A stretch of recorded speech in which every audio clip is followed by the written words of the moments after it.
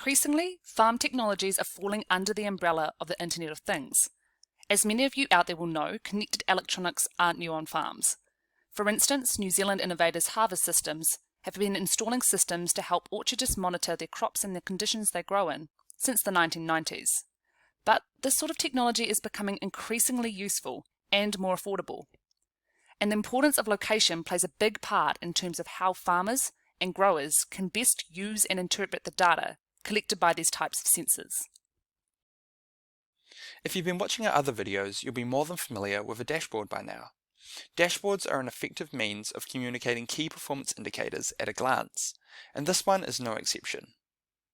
In this scenario, we are integrating our geospatial data with live environmental records streaming in directly from our harvest sensors out in the field.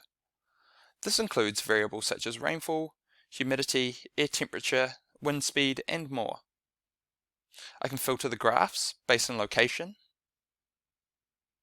and I can also dive through historical records to identify patterns across seasons.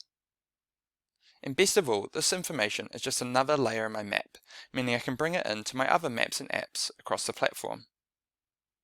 But IoT isn't solely limited to environmental sensors. This could be live tracking of machinery, workers, or stock, or perhaps tank meter levels, essentially any system with an open API. Where the real power comes in, however, is when I tie this information to my assets, operations, and productivity. Now we all know how much weather can influence our day-to-day activities, and in this example, I'm using forecasted rainfall to inform the operations of my orchard. Here we have a spatial view of a spray diary for a kiwifruit orchard.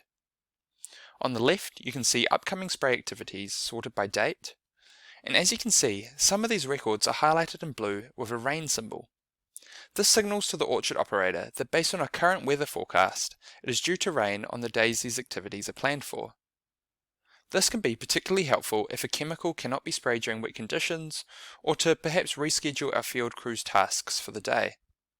And I can easily alter the spray date or spray activity by using a simple Survey123 form.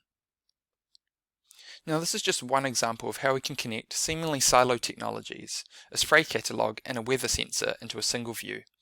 However, you'll be surprised at how many data sources you can bring together when using a spatial lens. By inputting the sensor-derived information into data layers, this can then be used for environmental analysis and connected to other layers and assets. Bringing this all together into one view, like a map or a dashboard, smart farmers across New Zealand can increase farm productivity, they can operate more efficiently, they can reduce costs, and increasingly, they can better understand impacts on their environment. Thanks for watching.